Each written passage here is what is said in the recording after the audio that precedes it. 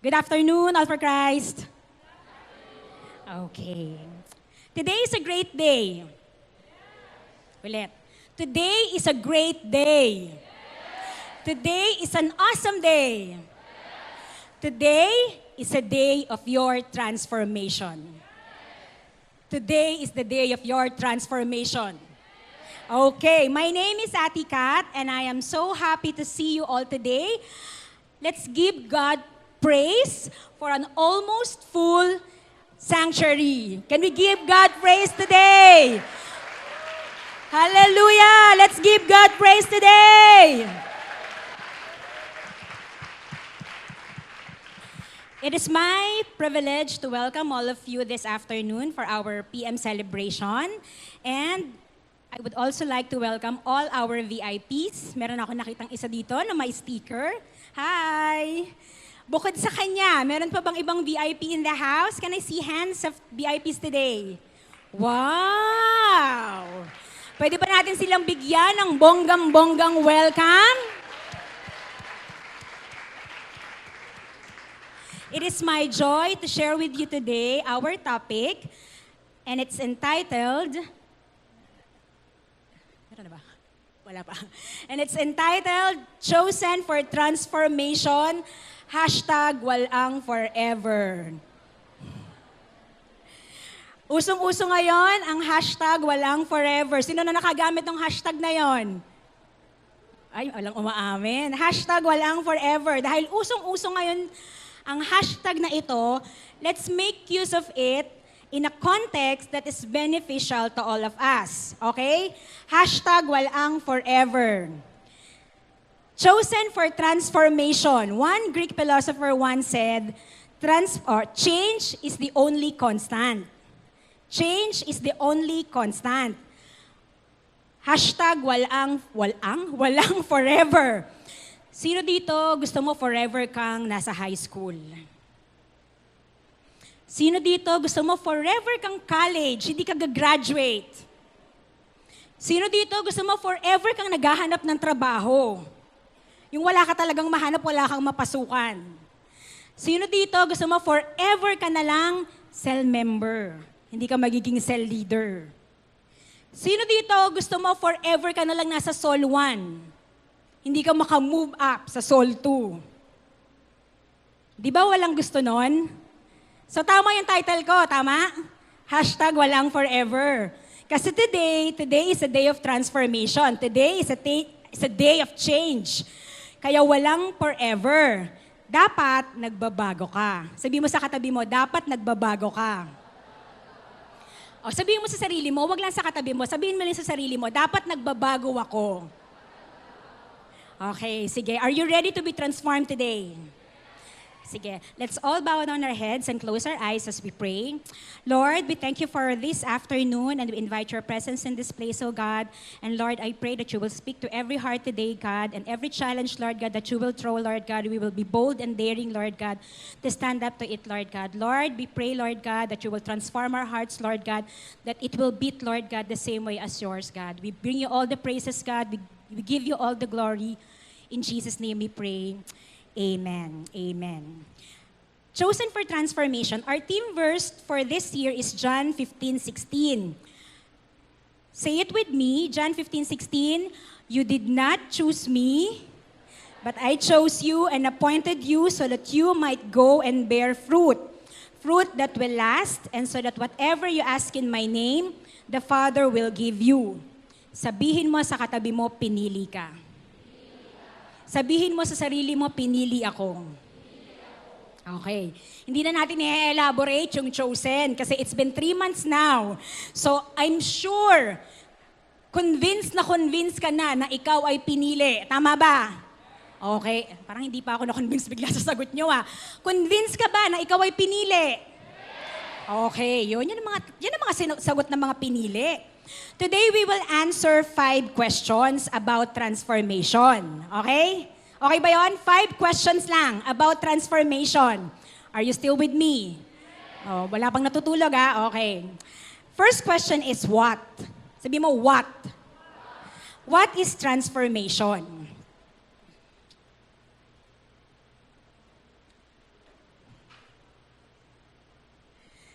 Ayan, transformation. Nakita niyo ba? Malinaw, malinaw pala siya. Who among you knows Paulo Ballesteros? Sino nakakilala kay Paulo? Yung taga Itbulaga. Yung iba hindi kilala si Paulo. So yan si Paulo. The many faces of Paulo Ballesteros. He did the transformation through makeup and wig. Galing ba? Believe ba kayo?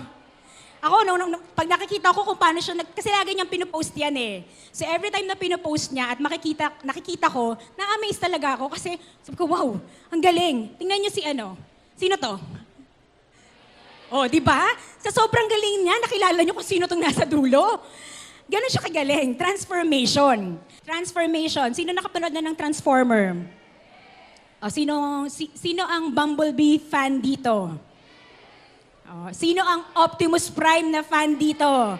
Oh, so kilala niyo sila. Sorry? Wow. Sino yung mga yan? Voltes 5, Bioman? Di ko kilala yan. Okay. So transformation is, sabi ng Google, transformation is a thorough or dramatic change in form or appearance. Dramatic change in appearance. Nakita nyo naman si Paulo, di ba? Pag nag-makeup siya at nag-wig siya, talagang nagkakaroon ng dramatic change. Imagine mo si Paulo naging Miley Cyrus. Ibang klase yun. Dramatic change in form. Si Bumblebee, from a slick Camaro na yellow, nagiging bubbly, funny, and the ever-loyal friend. Diba? Or si Optimus Prime, sa isang truck, nagiging mighty leader ng Autobots. Tama ba, Autobots? So, that is transformation, sabi ng Google. But what does the Bible says about transformation? 2 Corinthians 5:17 says, therefore, if anyone is in Christ, he is a new creation. The old has passed away, behold, the new has come. Transformation in our context means that you are a new creation. You are a new creation. Yung dating ikaw, wala na yon. Patay na. Kaya dapat, nilibing mo na siya. Hindi siya zombie na from time to time nabubuhay at nagre-resurrect. Sabi kasi, 'di ba, if anyone is in Christ, he is a new creation. The old has passed away, the new has come. Unlike yung transformation ni Paulo, kapag nag-wash na siya ng face niya, kapag naghilamos na siya or nagtanggal na siya ng makeup niya, babalik na siya sa pagiging Paulo. Or ni Bumblebee, or ni Optimus Prime, bumabalik sila sa pagiging kotse, sa pagiging truck. Pero ikaw, pag nag-transform ka, pag nag-transform yung buhay mo, dapat hindi mo nababalikan yung dating ikaw. Can I hear amen? Yun ang transformation sa context natin. You are a new creation. Your old self is gone for good. Sabihin mo, for good. Huwag mo nang balikan yung dating ikaw na nagsisinungaling, yung dating ikaw na nangungopya sa klase, yung dating ikaw na lumalove life kahit bawal pa. Yung may sumisigaw siya na. Yung dating ikaw na bulakbol, pasaway sa magulang, yung dating ikaw na addict sa COC. I believe very strong yung preaching ni Ate Ira on COC. So yung mga tamaan, dapat tinamaan na. Dapat, you are a new creation na. Diba? What is transformation? Transformation is the new you. The you that is in Christ. That is transformation. Second question. Second question is, who? Okay. Sabi mo nga, who? The who. Romans 12:2 says, do not conform to the pattern of this world, but be what? Be what? Be what? Be what? Be transformed by the renewing of your mind. Then you will be able to test and approve what God's will is, His good, pleasing, and perfect will. Who? Who should transform? Who should change? Sino ba ang dapat nagbabago? May sumasagot. Transformation is not for everyone. Sabihin mo, not for everyone. Hindi lahat kayang mag-transform or nagtatransform. You know why? Kasi sabi dito, then you will be able to test and approve what God's will is, His good, pleasing, and perfect will. Those who want to know and do and achieve the good, pleasing, and perfect will of the Lord in their lives, sila lang daw ang magde-desire ng transformation. Ang transformation ay para sa kanila. Tanungin mo yung sarili mo, gusto ko bang mag-transform? Salamat sa nag-iisang nag-yes sa lugar na ito.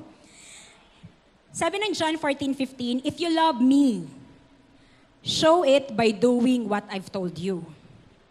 Sa message version yon. If you love me, show it by doing what I've told you. Ang taong tunay lamang na nagmamahal sa Diyos, ang pipili na magbago at mag-transform ng kanyang buhay. So tatanungin ulit kita, iba naman yung tanong, nagmamahal ka ba sa Diyos? Yung totoo. Yun. Totoo kang nagmamahal sa Diyos. Kasi ang totoong nagmamahal sa Diyos, willing and ready yan na ma-transform o ma-change ang buhay niya para sa destiny na nilaan ng Lord para sa kanya. Third question. Bilis natin, no? Third question na agad. 5 lang yung tanong ko. Parang ito na ang pinakamabilis kong preaching. Number 3 question. How? Say it with me. How? Okay, how? Ano ang how sa Tagalog? Ayun.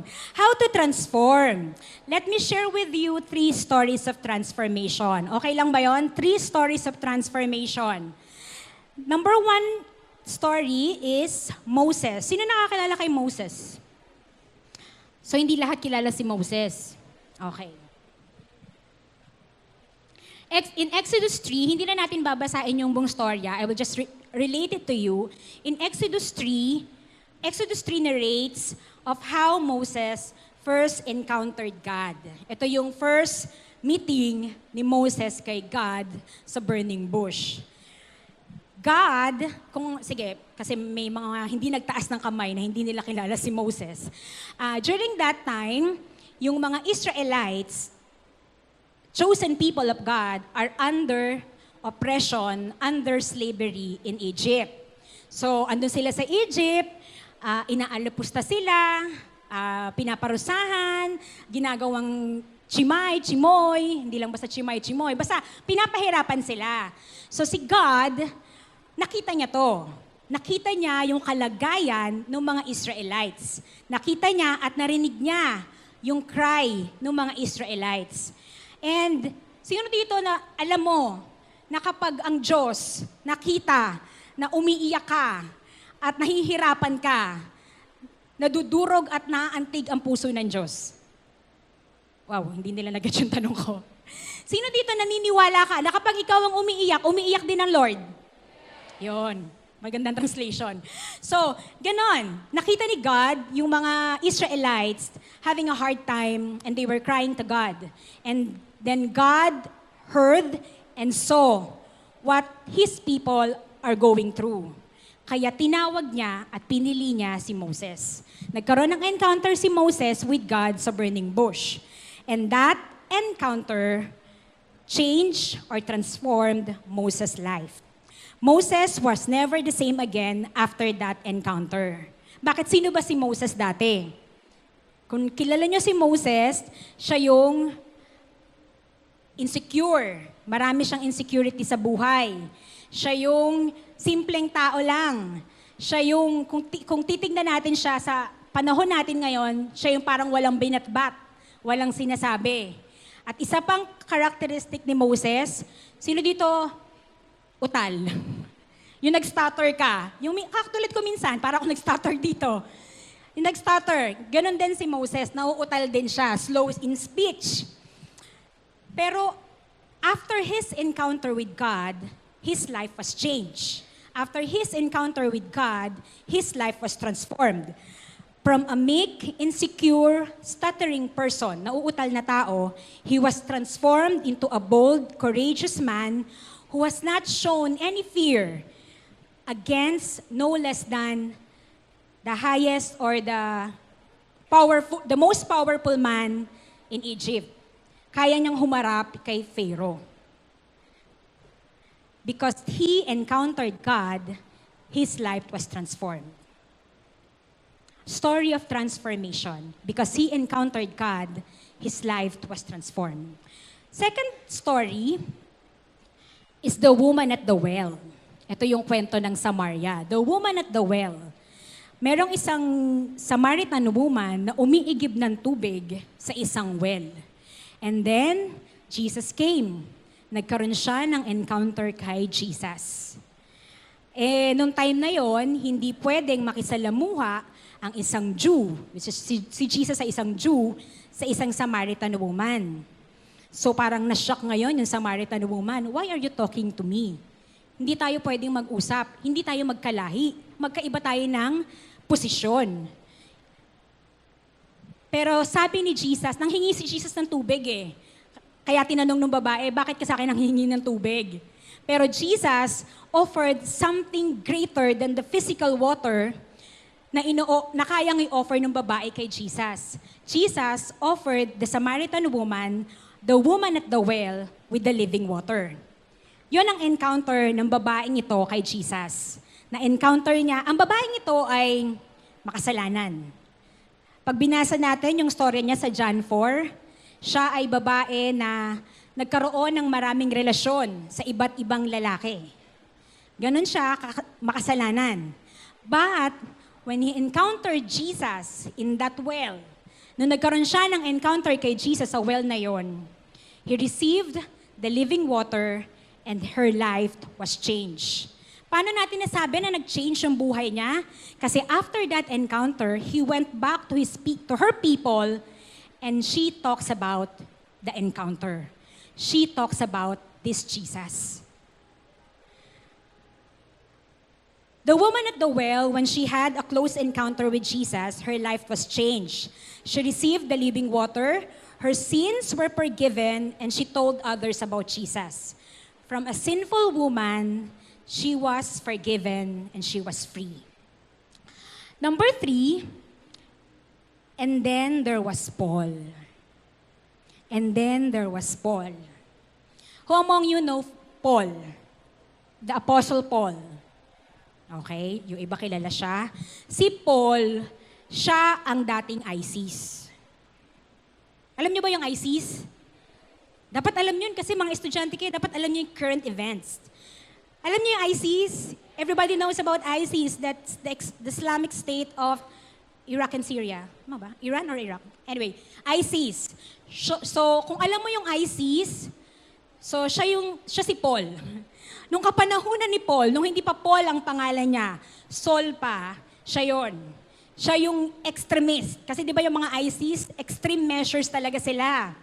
Sila yung mga namumugot ng ulo, na pinopost nila sa YouTube para mapanood ng madlang people, sila yung mga nangingidnap, and many other crimes, heinous crimes. So, ganun din si Saul or si Paul. Ganun din si Paul dati. Siya rin yung extremist. Siya yung pinaka-malupit at matinding nag-persecute sa mga Kristiyano. Yun si Paul dati. Nung Saul pa ang pangalan niya. And then one day in Damascus, he encountered Jesus. One day in Damascus, he encountered Jesus. And his life was never the same again. In fact, ultimo pangalan niya nagbago. From Saul, tinawag na siyang Paul.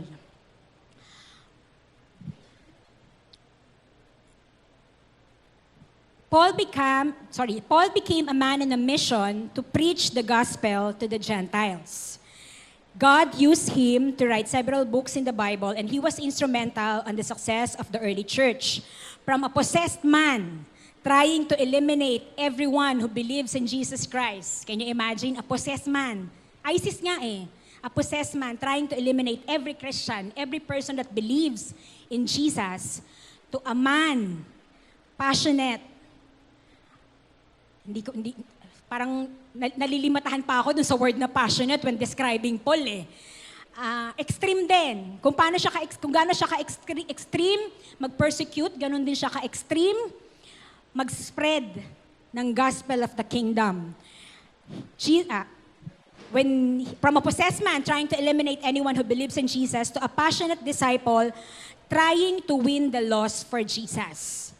I shared with you 3 stories. The first one is the story of Moses. When he encountered God, he was transformed, and he also became an instrument to transform or change the fate of a nation. Alam nating lahat yung storya ni Moses, na siya ang naging leader ng mga Israelites palabas ng Egypt. Freedom from slavery, freedom from oppression.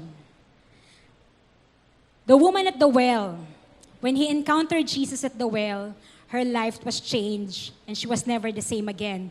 Her life was transformed, her sins were forgiven, and she is free. She is free that she was able to share about Jesus when she went back to her own town. Na kaya niyang i-share yung encounter na yon kay Jesus because she was forgiven and she was free. And then the third story is about Paul, on how God, one day in Damascus, transformed his life. And from a killer or a persecutor, he became one of the greatest disciples of the Lord Jesus Christ. Fact is, thanks to Paul, we are here. He was instrumental in winning the Gentiles, in winning the non-Jews for Jesus. 3 lives changed, transformed. How? How were their lives transformed? Sabihin mo, encounter. Yung malakas, yung nako-convince ka, encounter. Sino dito nag-encounter na? Mali yung tanong ko. Sino dito hindi pa nag-encounter? Huwag kang mahiya. Taas mo yung kamay mo. Taas mo yung kamay mo. Sige, hindi ka pa nag-encounter, just raise your hands. Ayan, marami pang hindi nararanasan ng encounter. So today, especially for our VIPs, I will give you the opportunity to have an encounter. Preview lang to or prelude lang to dun sa encounter retreat. Like Paul, like the woman in the well, like Moses, like myself, pangit din yung buhay ko dati. Magulo, puno ng takot, puno ng pangamba. Yon ang storya ng buhay ko dati. Lagi ako natatakot. Sino dito matatakotin? Hindi ako natatakot sa multo, ha? Pero yung natatakot ka na yung bukas mo, walang kasiguraduhan. Natatakot ka na baka bumagsak ako sa board exam. Natatakot ako na baka hindi ako makagraduate ng college. Natatakot ako na parang feeling ko mababaliw na ako sa sobrang takot ko. That was me before I encountered God. That was me before I met Jesus Christ. And then one day, in Baguio City, I encountered Jesus. Sabi ng Lord sa akin, "Be still, anak, because I am your God." Pwede kang maging payapa, pwede kang mawala ang lahat ng takot na nararamdaman mo, pwede kang mangarap ng security o ng magandang buhay, pwede mong pangarapin lahat yan at kayang matupad yung mga pangarap na yan. Because I am your God. Just receive me as your Lord and Savior, and you will never be the same again. And I was never the same again. This is a challenge for all our VIPs. Kung first-timer ka, first time mo dito, first time mong marinig ang message na to, this is for you. Transformation, sabi ko kanina, is not for everyone. Ang pwede lang mag-transform ay yung mga tao na nagmamahal sa Lord. Ang pwede lang ma-transform ay yung mga taong gustong malaman, gustong maniwala, at gustong maabot yung will ng Lord. The good, the pleasing, and the perfect will of God sa buhay nila. And transformation can only happen. How? Sabi nung tatlong storya natin, by encountering Jesus. Question number 4. What, who, how, and why? All right. Why? Why do we need to be transformed? Bakit ba kailangang magbago tayo? Bakit ba kailangan magbago? Bakit ba hindi pwedeng forever na lang tayong ganito? Bakit kailangan magbago? Number 1, to transform a nation. Wow, big words. Sabihin mo, transform a nation. I'm sure yung iba sa inyo, iniisip, transform a nation. Te, estudyante lang ako. Hindi nga ako makapasok ng school, walang baon eh. Tapos sasabihin mo sa akin, transform a nation. Exodus 3:10. So now, God talking to Moses, so now, go, I am sending you to Pharaoh to bring my people, the Israelites, out of Egypt. God changing your life, God transforming your life is not only for you or for your benefits.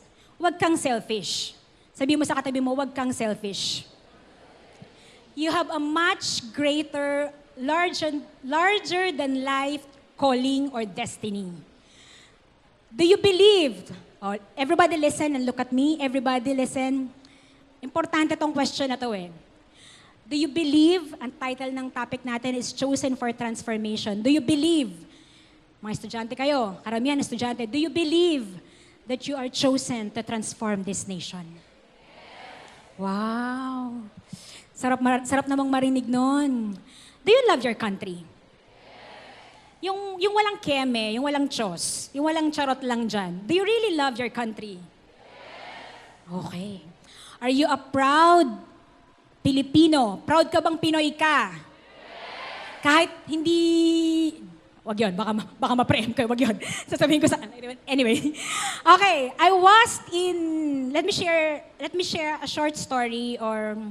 Basta, galing ako ng UAE 2 weeks ago. I was in UAE 2 weeks ago. Meron tayong ACC International. Alam nyo ba yon?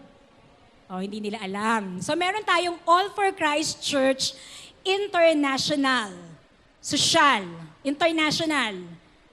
Walang nagre-react. Okay. So ACCI, we have All for Christ Church International and it is based in UAE. Sino nakakaalam ng UAE? Konti lang nakakaalam ng... Okay. Sino nakakaalam ng Dubai? Ayun. Ng Abu Dhabi. Ayun. Part sila ng UAE. Ang UAE, United Arab Emirates. Okay? So, yon. Ang ating ACC International Church is in Dubai and in Abu Dhabi. I had the privilege to be there to spend and share very fun and exciting times with our brethren in ACCI. Pero alam nyo ba, one thing na pwede ko talagang baunin is that I really appreciate yung ministry ng mga pastor natin doon. Ni Pastor Willie at ni Pastora Sheila at ng mga pastor na tinitrain pa nila. Bakit? Pag pumupunta sila dito, I'm not sure kung iba sa inyo, siguro yung iba sa inyo, nagkaroon ng opportunity na makita sila, ma-meet sila, marinig silang mag-preach, ma-share yung heart nila.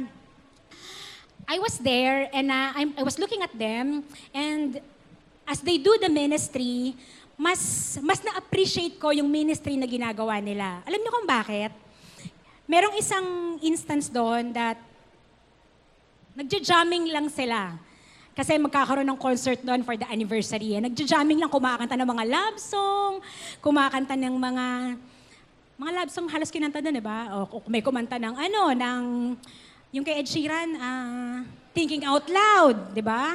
May mga kumanta nun. Si Pastor Willie, grabe, ang dami niyang kinanta. Concert niya yun actually. That was his concert. Nagja-jamming lang sila. But I can't help but ano ba? Ano bang naramdaman ko noon? Hindi ko na ma-explain eh.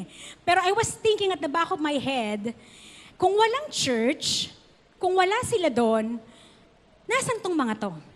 Because most of them are young professionals. Nasan sila? Kung wala yung church, nasan sila? And Pastor Willie was sharing, 2 lang daw ang pwedeng puntahan ng mga Pilipino na nag-a-abroad. Either mapunta sila sa church, or mapunta sila sa mga maling relationship. Bakit? Kasi ang unang-unang kalaban mo when you go abroad is homesickness. Sino dito naranasan ng ma-homesick? Wala, kasi wala pa nag-abroad. Ako, may share ako sa inyo. Naranasan ko na ma-homesick. Hindi, no joke to, totoo to. While I was preparing for my board exam, nag-dorm ako sa Recto. Sino nakakalam na Recto? Okay, nag-dorm ako sa Recto ng 1 buwan. Dapat yun 5 months. Dapat 5 months ang dorm ko eh. Kasi alam mo na, gusto mo talagang focus ka lang sa studies mo, talagang mag-aaral ka lang 24/7, kaya gusto mo mag-dorm. Kasi kesyo maraming distraction sa bahay, sayang pa yung travel time mo. Dami kong sinasabi nun eh. Excited ako mag-dorm nun. So nag-dorm ako. Alam niyo ba 3 weeks pa lang? 3 weeks pa lang ako nagdo-dorm. Umiiyak na ako araw-araw. Kasi miss na miss ko na yung bahay namin. Miss na miss ko na yung nanay ko. Miss na miss ko na yung pagbiyahe. Na-homesick talaga ako. Considering na every weekend umuwi ako. Imagine niyo yung picture. Hindi niyo ma-imagine. Sabi niyo siguro, ay, ang OA ni ate. Siguro nang iniisip ninyo. Pero, tingnan ninyo, i-picture ninyo yung mga kababayan natin na nasa abroad. 1 year, 2 years na malaya sa pamilya. Kung walang church na pwedeng yumakap sa kanila, ano kaya ang mangyayari sa buhay nila? Maybe you are asking now, estudyante lang ako, what can I do? Sabi ni Rizal, ang kabataan daw ang pag-asa ng bayan. Walang naniwala. Hindi nyo na ba kilala si Rizal? Kilala pa naman. Sabi ni Rizal, ang kabataan daw ang pag-asa ng bayan. Pero ako, ito pinaniniwalaan ko. Ang kabataang Kristiyano, disipulo ni Kristo, ang kabataang inuuna ang Diyos, bago ang barkada, bago ang love life, bago ang COC, ang kabataang nagde-devotion, nagsisel, ang kabataang nagbabago, at patuloy na nagbabago ang buhay, yon ang tunay na pag-asa ng bayan. Praise the Lord! Grabe, may nag-react. Praise the Lord! Yun ang totoong nagbabago, or yun ang totoong pag-asa ng bayan. Pag-asa ng bayan enough that our fathers or our mothers or our people, hindi na kailangan lumayo ng ibang bansa para magtrabaho. Don't look down on yourself. If you believe in your destiny, if you believe you are chosen to transform this nation, then every step that you will take will have a ripple effect. Bawat estudyante na nadadala mo sa church na to, bawat classmate or barkada or kapamilya na naisasama mo sa cell, bawat tao na nagiging instrumento ka para mabago ang buhay, ay kabawasan. Listen people, kabawasan sa nagiging sakit ng lipunan natin. Nakita niyo yung picture? Maaaring yung kapitbahay mo to nalulung sa droga, salot ng lipunan. Pero dahil ikaw ay nagbago, na-transform ang buhay mo, merong ripple effect yan dahil kayang maging example ka or madala mo yung barkada mo na yon or yung kapitbahay mo na yon kay Jesus at mabago din ang buhay niya.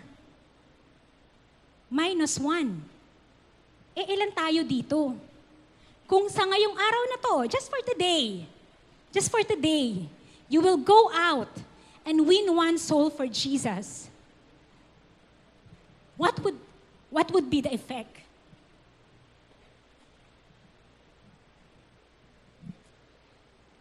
Moses, when he encountered God, he transformed or changed the destiny of a nation. And you can too.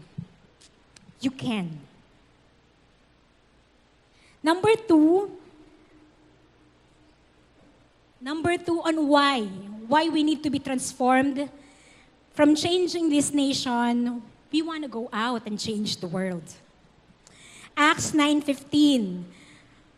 But the Lord said to Ananias, siya yung ginamit ng Lord para mawala yung pagkabulag ni Paul. Go, this man, referring to Paul, this man is my chosen instrument to proclaim my name to the Gentiles and their kings and to the people of Israel. Nations of the world. Kanina sinishare ko yung experience ko sa UAE. Our church in UAE, they were called or they have received the challenge of going to the nations. And si Pastora Sheila, she received 10 specific nations. And these are the nations that God has given them to reach out. Listen to these nations: Saudi Arabia, Kenya, Azerbaijan, India, China, Taiwan, Finland, Italy, New Zealand, UK. 10 nations. 10 nations. They received this challenge, they received this call from the Lord to go to these nations. Ano ang contribution mo at ano ang contribution ko? Maaring sinasabi mo ngayon, ate, di pa ako mag-aral. Gusto ko man pumunta ng London, hindi pa pwede. But what would be our contribution now? Alam nyo, may illustration lang ako. Bakit kailangan pumunta to the nations? Bakit kailangan mag-reach out pa or pumunta sa mga bansang ito? Bigyan ko kayo ng isang illustration, isang reason kung bakit Saudi Arabia. Sa atin, this one is pamporma. Tama? Mukha ba ako nakaporma dahil dito? Para siyang pang-porma, di ba? Pero sa ibang bansa, although syempre black yung color, siya ay, for me, is a form of oppression. A form of not being free, of slavery in a sense. Kulungan. So why do we need to go to the nations? Or why there is a call to go to the nations? Kasi hindi lang naman Pilipinas ang kailangan ng Jesus. Hindi lang Pilipinas ang may kailangan ng Jesus. There are many parts of the world that needs Jesus. So how can you make a difference? Paano ka magiging part nung call of going to the nations? Number 1, I have a prayer challenge. Ang dami natin dito, and we can support them through prayers. So this is my challenge for everyone. Every time na matutulog ka, yung every time na lalapat na yung ulo mo sa unan, nagigets ba ng marami? Baba, matutulog ka na. Wala namang natutulog na nakatayo, di ba? So pag lalapat na yung ulo mo sa unan, just every time that you will do that, say a short prayer for these nations. Say a short prayer for ACCI, ACC International.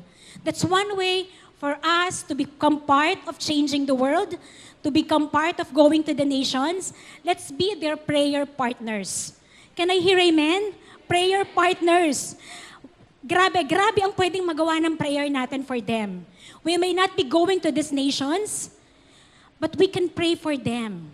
So I challenge you, young people, take part in this. Every time that your head will hit the pillow, remember these countries. Remember our pastors. Remember ACCI. And pray for them. That is one contribution that we can do, that we can take part of into changing the world. Number 2, sa tight report, pwede ba ako makahingi ng ano? Sa green envelope, merong green form. I think meron pa rin nakalagay doon hanggang ngayon.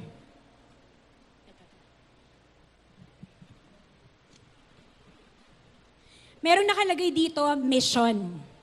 We can support them through our finances. We can support them through our finances. Alam niyo, may good news ako. Kaka-open lang ng ACCI Kenya. Who wants to go to Kenya? So ako lang. So, seryoso ako. Pag-isipan daw nila. Nag-open na tayo, di ba? ACCI Kenya. Gumawa na sila doon ng tolda. And they need chairs, they need other things. And I challenge you, yung piso mo, malayong mararating nun. Yung 10 piso mo, kasi iniisip mo, estudyante ka pa lang, malayong mararating nun. Makakarating yun ng Kenya. Lagay mo lang dito sa missions. Be part of changing the world through our prayers and through our financial support. And maybe, just maybe, magtatanong na rin lang ako, sino dito nararamdaman mo, you are called to go to the nations? Marian, CJ, wow. Kylie, wow. Angelica, wow. Ella, sorry, kinalimutan ako. Wow. You are called, kung nararamdaman mo that you are called to go to the nations, start by praying. Start by investing. At ngayon pa lang, mag-aral ka na ng ibang lengguwahe. Diba? If you feel like you are called to the nations, and I'm excited for you. Seriously, I am excited for you. But the challenge is not just for those who receive the challenge of going to the nations. The challenge is for all of us. We are changed. Why? Because we are instruments of change to transform first this nation, this country that we love. We need to transform this nation. And next, we need to change the world. We need to change the world. Last question. When? When? When is the right time? When? Pag-graduate mo ba? When is the right time? When is the right time to transform or be transformed? When is the right time to change? When is the right time for you to become the person that God wants you to be? When is it? Today, now, right at this very moment. When is the right time to be transformed?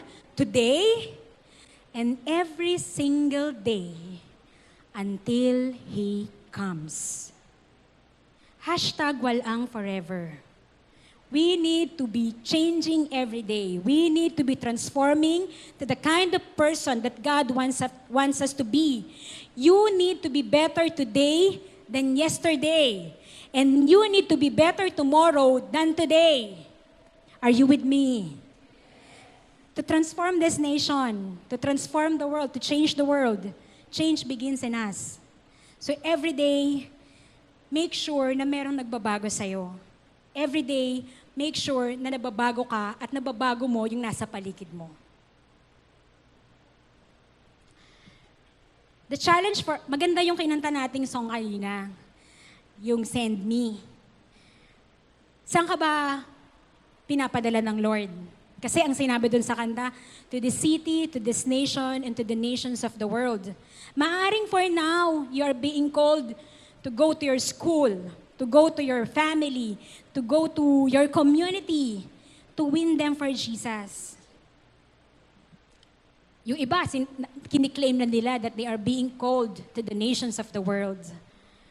My challenge for you, bukod dun sa mga na-issue na nating challenge kanina about prayer and giving, my challenge for everyone really is to seek the heart of God at alamin natin kung saan ba tayo pinapapunta ng Lord to be an instrument of transformation.